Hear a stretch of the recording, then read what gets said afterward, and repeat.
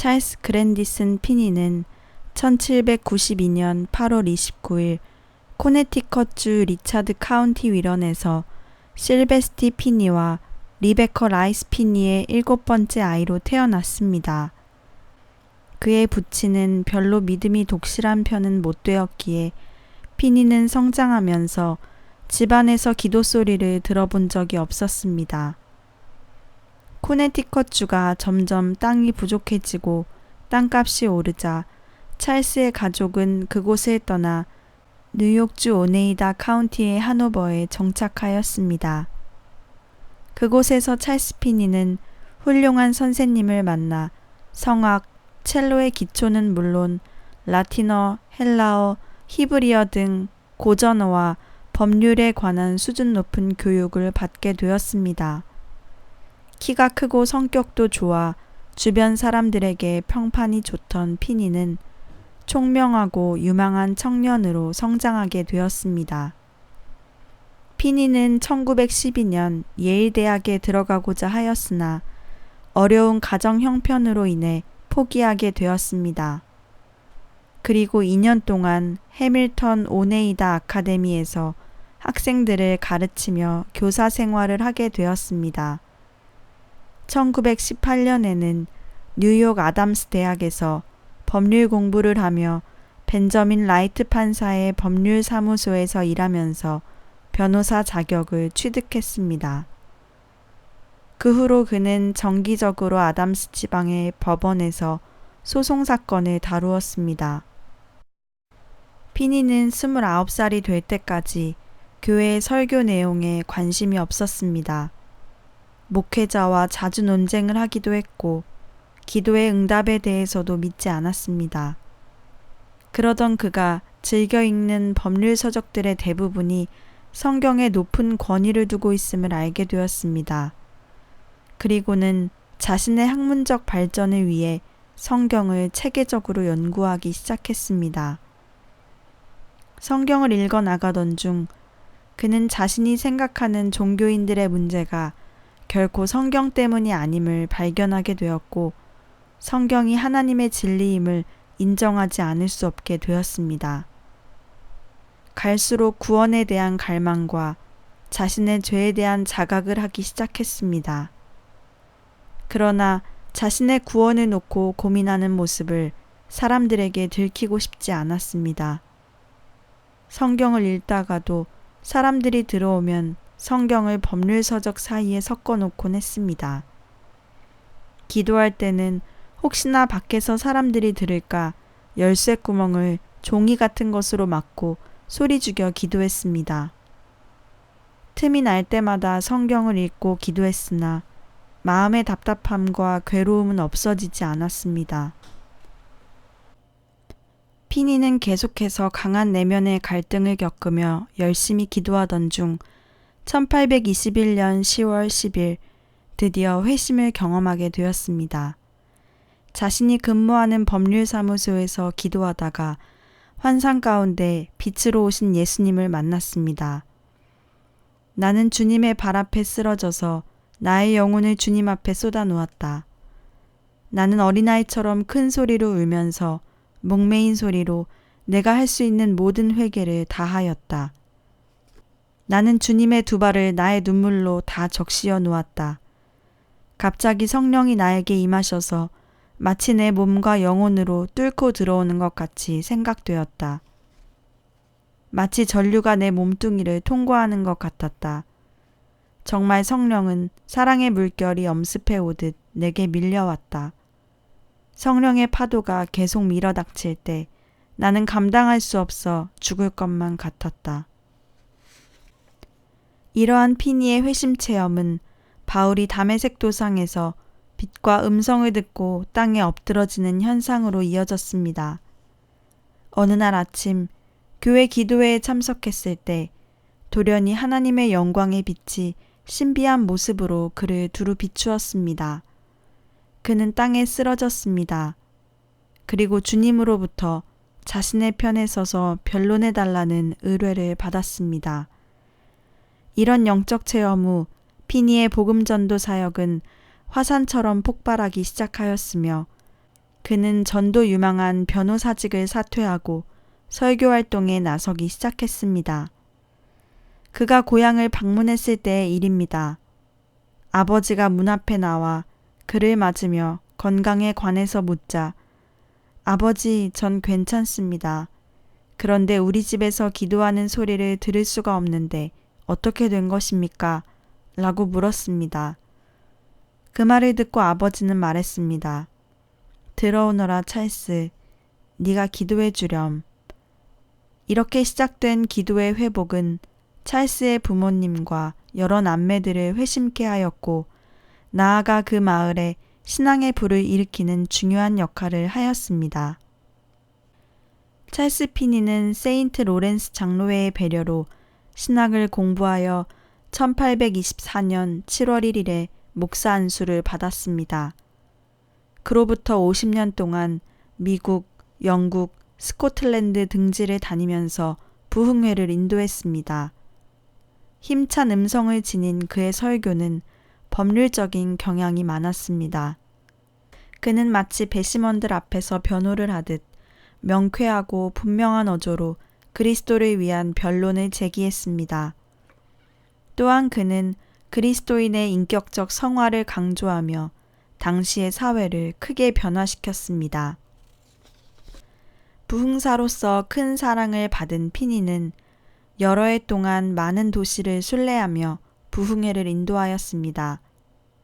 제퍼슨 카운티, 세인트 로렌스, 에번즈 밀즈, 앤트워프, 브라운빌, 구버너 등지에서 1년의 부흥운동이 일어났습니다. 1825년에는 웨스턴, 트로이, 유티카, 로움, 오번까지 퍼져나갔습니다.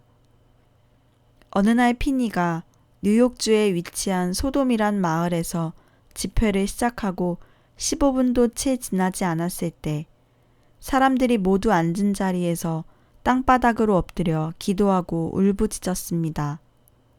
당시 모습을 피니는 다음과 같이 기록했습니다. 내가 양손에 칼을 쥐고 휘둘러도 그들을 그렇게 재빨리 넘어지게 할 수 없었을 것이다. 처음 넘어지기 시작하여 2분도 채 못 되어 거의 모든 사람들이 주저앉거나 엎드려 기도하는 현상이 일어났다. 한 번은 피니가 뉴욕 방직 공장을 견학할 때 일하던 한 여성이 피니가 다가가자 손을 부들부들 떨면서 푹 쓰러졌습니다. 그 여성은 바로 그 자리에서 눈물로 통회하는 역사가 일어났으며 그 순간 마치 화약이 폭발하듯 그 방에서 일하던 모든 사람들이 회심하는 역사가 일어났습니다.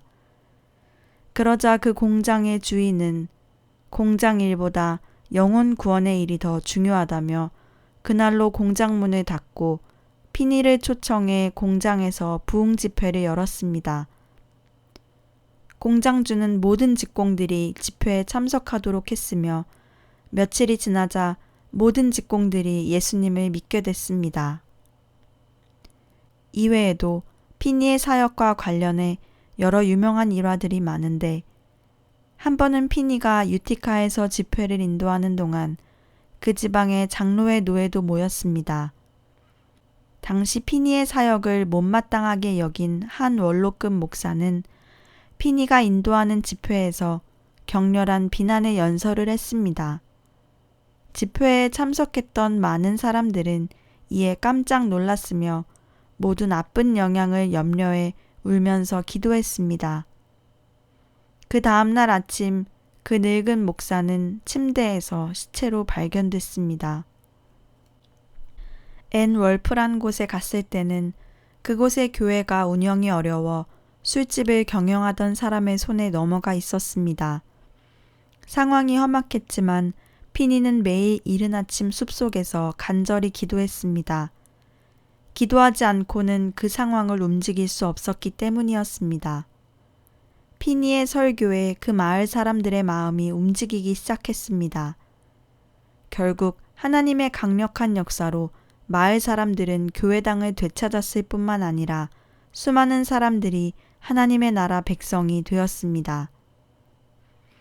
로체스터시의 경우 피니의 부흥의 영향으로 몇 년 사이에 인구는 3배나 증가했으나 범죄율은 3분의 1로 줄었으며 당시 세속화와 범죄의 온상이었던 극장들이 모두 문을 닫았고 다시 극장이 세워지기까지 7년이 걸렸다고 합니다. 피니는 뉴욕이건 필라델피아건 일단 부흥회를 시작하면 1년 이상 계속했습니다. 그의 설교는 능력이 있어 청중들로 하여금 죄를 뉘우치고 그리스도를 영접하게 만들었습니다. 피니는 뉴욕에서만 7년 동안 대집회를 가졌습니다. 뉴욕주 로체스터에서 가진 전도 집회 때는 전체 시민의 10분의 1이 회개했고 1831년 한 해 동안에 10만 명의 성도가 회심을 체험하는 기적을 낳았습니다. 피니는 부흥회를 인도하면서 다른 목사들과는 달리 자유로운 형태의 설교를 했으며 개인의 이름을 불러가며 기도해 주었습니다. 당시만 해도 여성들은 회중 앞에서 공중 기도를 할 수 없었는데 피니는 예배 시 여성들의 회중 앞에서 기도와 간증을 하게 했으며 회심자들을 강단 앞으로 불러 세워 간증을 하도록 했습니다. 물론 많은 비난과 반대에 부딪혔지만 피나는 이 같은 일련의 새로운 시도들을 새로운 수단이라 부르며 진행해 나갔는데 이를 통해 여권 신장 운동, 반노예 운동, 형무소 개혁, 금주와 절제 운동 등 수많은 사회개혁 운동을 촉발시키게 되었습니다. 여성이나 흑인을 남성이나 백인과 함께 대학 강의실에 수용하기 시작한 것도 피니 때부터였습니다. 한 사람의 헌신된 사역자의 영향력이 사회에 어떤 영향을 미칠 수 있는지 잘 보여주는 사례라 할 수 있습니다. 그러나 피니의 자유분방한 예배 방식에 대한 반대도 만만치 않았습니다. 반대 세력은 피니에 대한 거짓 풍문을 퍼뜨렸으며 피니의 활동을 정탐해 방해 공작을 했습니다. 적지 않은 교회가 그에게 강단을 허락하지 않을 정도의 반대도 있었습니다. 심지어 어떤 곳에서는 피니와 그의 동역자의 화상을 만들어 불태우기까지 했습니다. 예배 모임 중에 소란을 피우기도 했고 음모와 거짓말과 거짓 보고가 난무했습니다. 하지만 피니는 수많은 반대와 조롱과 핍박에 굴하지 않고 복음을 전했습니다. 피니가 그토록 담대할 수 있었던 것은 주님으로부터 반대 세력들이 결코 너를 이기지 못할 것이라는 응답을 받았기 때문이었습니다. 그래서 그는 방해 공작이 심하면 심할수록 더 열심히 기도하고 하나님과 더욱 가까워지는 영적 체험을 하게 되었으며 결과적으로 피니의 부흥운동은 불길처럼 타오르게 되었습니다. 한 번은 콜롬비아 노회에서 피니에 대한 거짓 송사만을 믿고 특별위원회를 구성했습니다. 피니를 신문함으로써 그의 집회를 방해하도록 하기 위해서였습니다. 조사위원 중 한 목사님이 이때 피니에게 편지를 보내어 자신의 교회에서 집회를 인도해 줄 것을 요청했습니다. 요청대로 피니는 그 교회에 가서 설교를 했습니다. 그 목사님은 피니의 설교를 듣고 노회에 통보하기를 피니의 설교에는 아무런 문제가 없으니 더 이상 피니를 방해하지 말아야 한다. 그리고 주님께서 피니와 함께 하시기 때문에 피니를 방해하면 하나님과 맞서 싸우는 결과가 될 것이다 하고 경고했습니다.